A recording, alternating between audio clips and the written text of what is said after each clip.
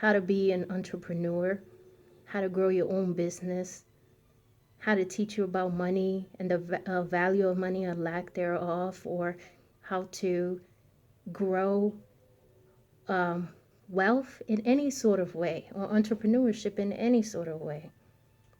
Is to teach you how to be a good worker.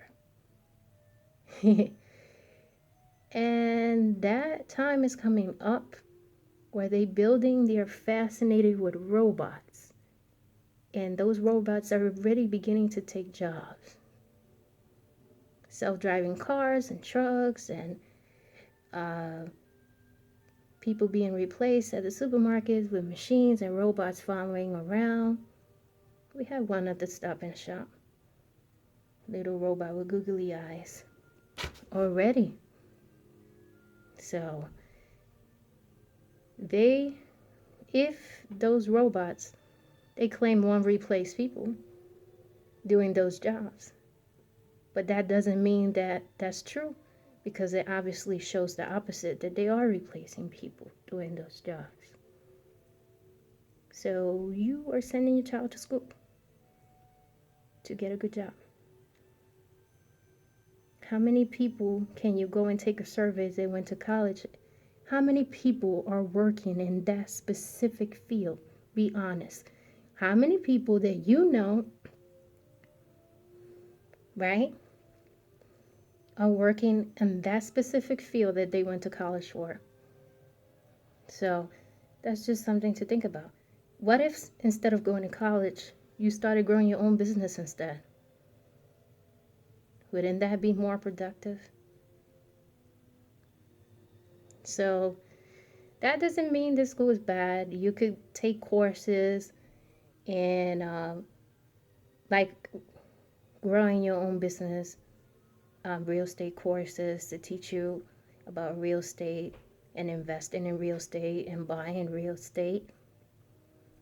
There's a lot of good courses that could be taken that you do not have to attend a college if you choose to, or you could attend a community college or online course if you choose to. I like going instead of attending online courses whenever possible. So you could do that at a community college. You could do that at a place. You don't have to enroll for a full-time college and obtain like a master or a PhD or something, unless you're going in a specific field like a doctor or a lawyer. And those are also going to be replaced by machines. So there's nothing to be sad about. It's time for you to think about certain things, because you have the ability to demand certain things as a people. You have the right to demand certain things. So if you don't like what the 1% or 10% of the population is doing, which you shouldn't, or wealth and everything going to the 1% of the population, 1% or 3%, what have you, like, what about distributing the wealth so that other people that have good intent could benefit and thrive? You are absolutely worthy of thriving and being happy and having whatever you wish to have, as long as it's not hurting anybody of good intent. You are here having a human experience. It's a very interesting thing. And it's not to be taken for granted. Look at that. Able to see the sun rise, the sunsets, smell flowers, know what it's like to love, to have a family or not have a family, to travel, or whatever that you love to do, to dance, to play a musical instrument, to be a teacher, to be a marine biologist, whatever you want to do. You are able to do it because you are here, having this human experience. So, all right, off the subject, back into the subject, which everything is connected. Everything, whether you see it a connection or not, everything is connected. So, learning, let's see, learn with your children. So, learning never stops. Learning is a process, is a way of life that has no ending and no beginning. As long as you are here having a human experience, you are learning. Whether you realize it or not, you're learning. You learn new things daily, whether you realize it or not. Even if you ask somebody and say, hey, what did you learn today? And they say nothing, they learned something. Maybe they learned that they think they know nothing. There's always something to learn, even if they say they have learned nothing. If they go back and look back in the day, in that particular day, and analyze that day, they will realize that they learned something. Because everything is a learning experience. Another thing that you could keep in mind when you're homeschooling, don't be overwhelmed because everything is a learning experience. Most of us that are homeschooling, you already been through school, K through 12, or college, or PhD, or what have you. You know what is K through 12 like, so why are you worried about? Don't worry. Focus on learning. Everything around you is an opportunity to learn. Even not learning anything is learning something, if that makes sense. So, because there's always learning. So even if you're not learning, you're learning. All right. Just to be clear, because sometimes people don't understand my humor, let me be very specific. Even if you feel as if you have not learned anything, that there's nothing learned that day, you have learned something, whether you fail to see it or not. So it's learned. It's there. All right. So another thing. So you learn with your children. So because if anybody tells you that they got the answers to everything, they're an expert at a field. Let me tell you, the people that are expert at a field and at the highest expert in their field don't know the answer to everything. And if they could admit it, they would say the truth that they don't. Because guess what? One human being does not have the absolute infinite knowledge and information that the universe holds. However, we all come here with all that we need. Some have a gift, and some have many gifts. And some have gifts and don't realize that they have a gift or many gifts. They may realize it, somebody else may realize it for them, or they may never know. Depends on the individual. But we all come here with a gift, and we see it as a puzzle. I'm this puzzle piece, and we all connected somehow. And you're that puzzle piece, and you're good at this. So if you're good at this, and this is easy and fun for you, I may come to you for that because you're good at that. It comes natural to you. And I'm good at this and that. So you're going to come to me because I'm good at this and that. Because it's easy for me. It comes natural. I enjoy doing this and that. You get what I'm saying? Okay. So it also allows you to develop life skills. Things that some things are not taught, I guess, in certain school. So some of you may have like home economics and things like that. I didn't have that, but if you did, that's fine. But this gives you a chance to teach your children how to cook, how to do the things that you do every day at home. Like, okay, to be clear, help them, give them things that they would need in the future. For example, everybody likes food, right? Most people like to eat. Most people eat, right? Can we agree with that? Well, then teach your children how to cook. When can you start teaching your children how to cook? From the very beginning. I don't care if they're an infant and they're sitting up on a chair. You put them on a chair, make sure they're safe and comfortable and happy, right? That you fed them, changed their diaper, talk to them, entertain them, sit them up, put them in the kitchen with you, put some music on, jazz, whatever you're into, uh, and cook and say, hey, I'm making rice. I'm gonna add water. I'm gonna add butter or salt, dairy-free butter and salt, whatever. Stir it up and add this organic jasmine rice or whatever you want. And just stir it up. We're gonna put the flame on. We're gonna check on it. We're gonna stir it. We're gonna give it some love, some good energy, because everything that is alive is energy. So when you everything you do do with love. So if you want to cook with love. So that way, even though that child, you're saying, hey, how a baby's going to learn to cook? They are learning. As soon as before they even get into this world, as soon as they could hear voices, the mother's voice or the father's voice, they are learning everything around them. They're like little sponges. They learn. That's why you have to be mindful of what you say or do around them, because they are not adults. They little tinies, and you have to be mindful that they are responding to their environment, and they're learning, and they don't know any better. So you teach them from the beginning. Same thing with, that's an example of cooking.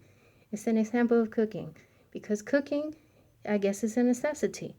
So I don't think I enjoy a robot making my food. I like that human energy, human connection when it comes to certain things. So teach them how to prepare their meals. And then as they get older, you allow them to be more hands-on.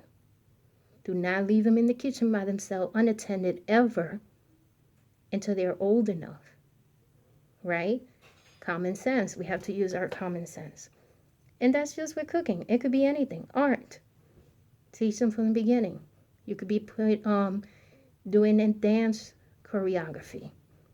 The child could sit there and tell them about this. Hey, this is dance. I love to dance. Dances causes you to release endorphins, and it makes me happy. And I like to express myself through dance. Or I like to express myself through this painting. I see colors. I see different universe, different dimensions, different things, different energy. Or like music, or whatever it is. I like to play the keyboard. I like to play the guitar, the ukulele, the drums, because it makes me feel this way. The drums are a heartbeat to the earth. Teach them. Those little things are important. That's how they learn. And they are going to retain information that is useful in their daily life, more effective than something that they would never use. So the reason I mention that is because people asked me before, because I am an author and I write books for children. And I hope to expand and write books inspirational books for adults soon. It's a process. So right now I've been taking a break from writing. I think it's been a year, or 1 or 2 years I've taken off. Because when I write, I don't write just to write. Things have to come to me. You understand? You are a vessel. You have to channel certain information. Everything just kinds of like affects you, because your energy, every living thing is energy, and other people's energy could charge you or deplete you. So we constantly dealing with all these things, all these energies, whether we're listening to it on the radio, whether we're watching it on TV, on social media, or at an event or whatever it is, all this energy, exchange of energy, giving and receiving, how does it affect you and the being that you are? Is it holding you back from being your higher self, your full potential? Or is it taking you to the path that you need to be? So that's something to keep in mind. This energy. Energy is important. Okay.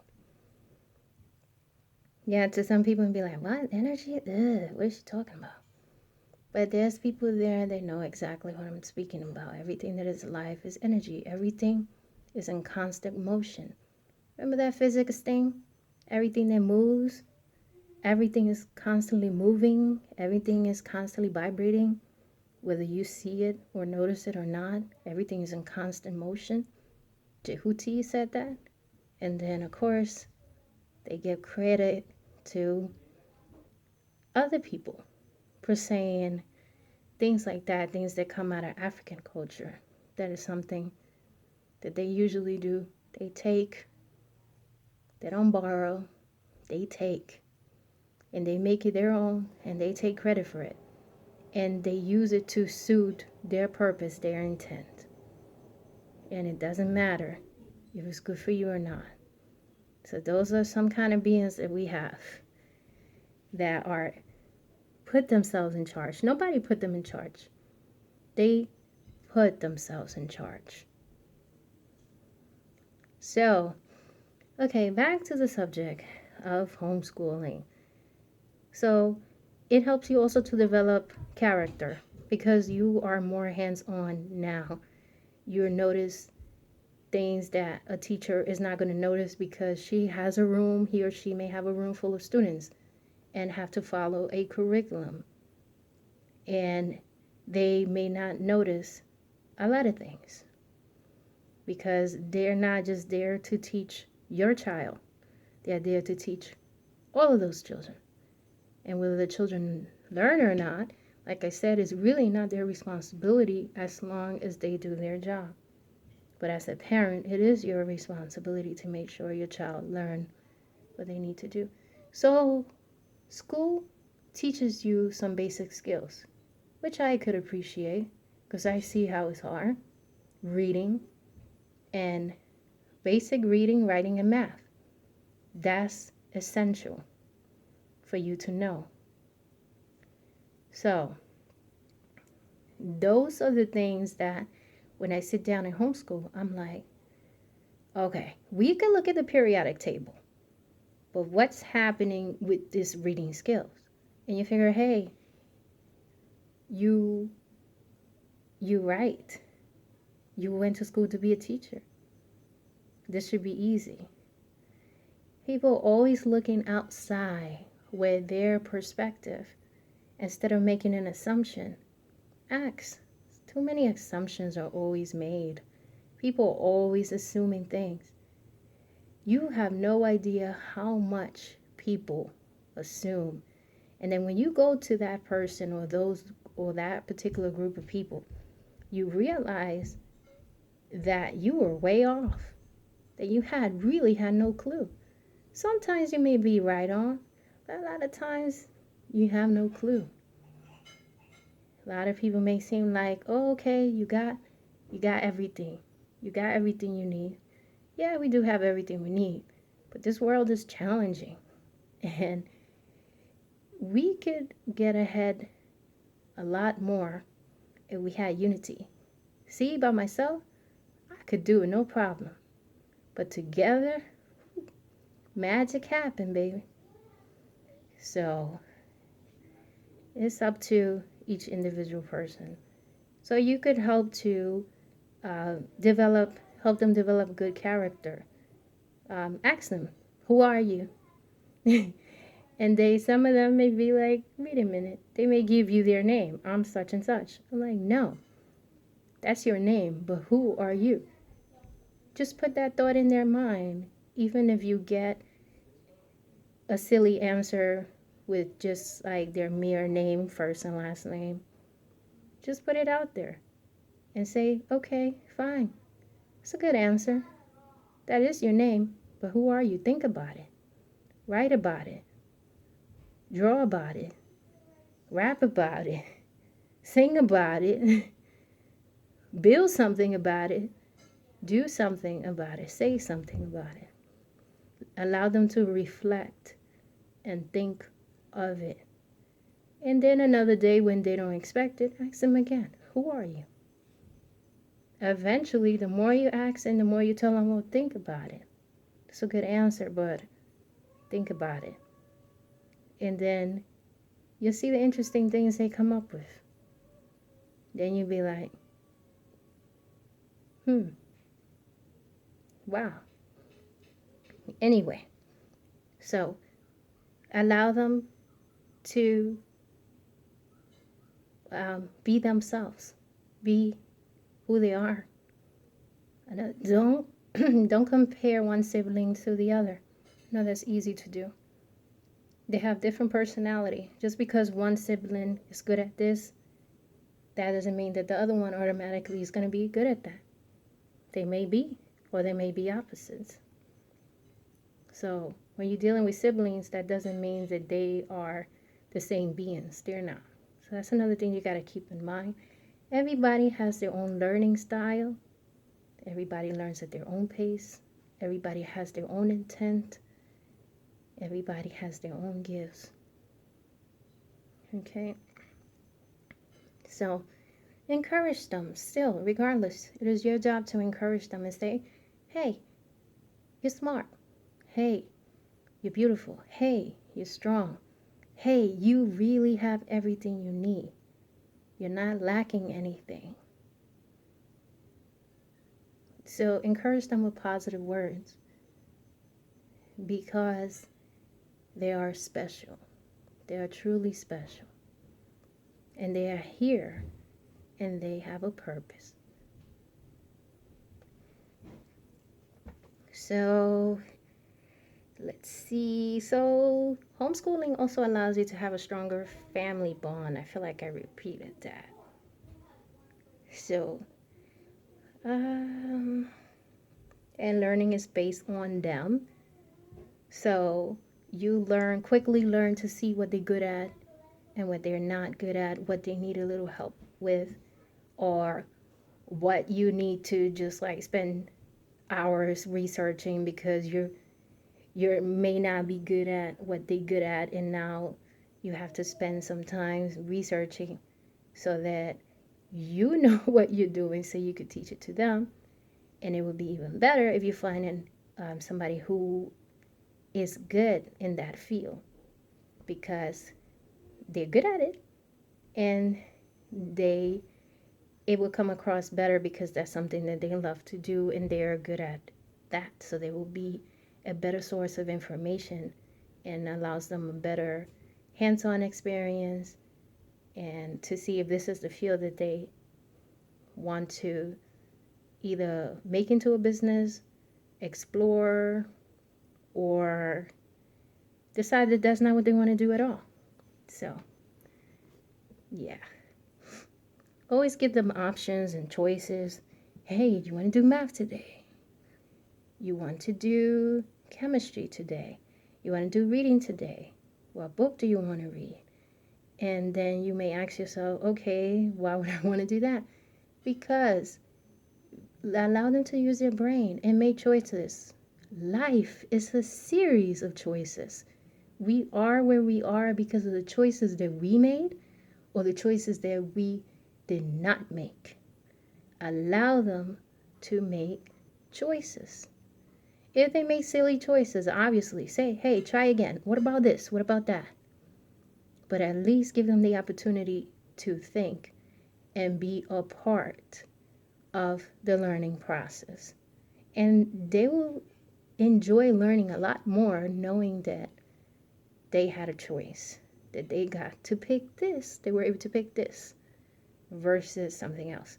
And obviously, if they pick something because they're good at it and they like it and they don't pick the other subject or other activity, You have to use your creativity to somehow go back to it and present it in a different way, or say, hey, we're going to do this today, but tomorrow we really got to work on this. Is that okay? All right. Whether they say no or yes at that point, you have to use your creativity to try to make it more fun to get that done. Okay? And you can't blame them. There's a lot of things that you don't like to do that may be challenging for you. And maybe those are the things that you need to focus on, or maybe those are the things that you never need to try. It's up to you. Only you know. So let's see. Yeah, when it comes to children or people in general, not just children, you have no idea. Positivity and encouragement is always, always appreciated, no matter how young or it doesn't matter how your age. You can never give too many compliments, honest compliments, not to be polite. If you're just doing compliments just to be polite, keep it to yourself. Compliments that you truly think and know are true can never get enough of genuine, true compliments. Because we all in this together, and we all go through our own personal challenge in our journey. So we can never give enough compliments. So compliment them. Oh, you're really good at this, or you're really good at that. Or I see that you're having a little bit of a challenge. It's okay. You could do it. You're smart. So keep trying. No pressure, no diamond type of thing. Okay? So also allows them to, when you homeschool, allows them to build more empathy. There's a lot of things that you could explain that the teacher may not be explaining about real life scenarios, that the teacher may not be able to explain to a class or explain to your child, because it's not their responsibility.